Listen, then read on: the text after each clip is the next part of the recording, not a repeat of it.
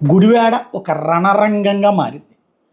ఇందులో ఖచ్చితంగా ఫ్లెక్సీలు వేసినటువంటి సందర్భంలో చంద్రబాబు నాయుడిని విమర్శిస్తూ ఫ్లెక్సీలు వేయడం వైసీపీ చేసింది.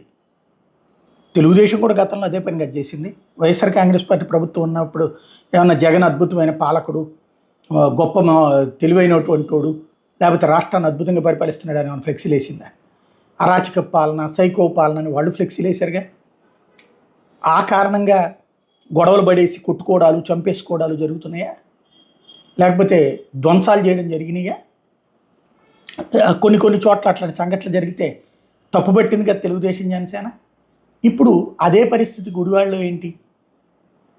ఆ జెడ్పీ చైర్పర్సన్ వెహికల్ని ధ్వంసం చేయటం, అదే సందర్భంలో వాళ్ళు మీటింగ్ హాల్ మీదకి దాడి చేస్తానని వెళ్ళటం.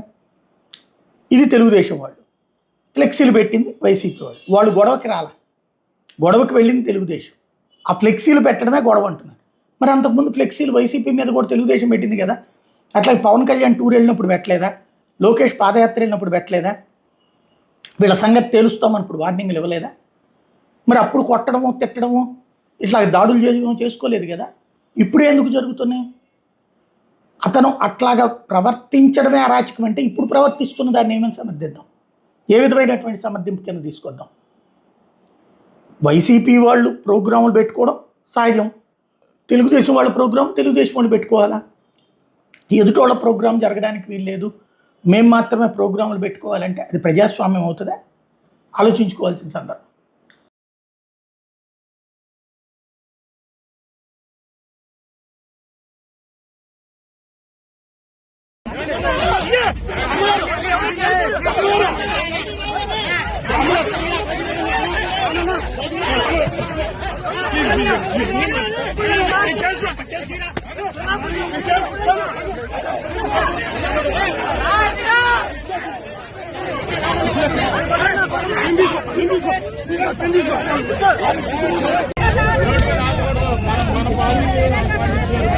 Yeah.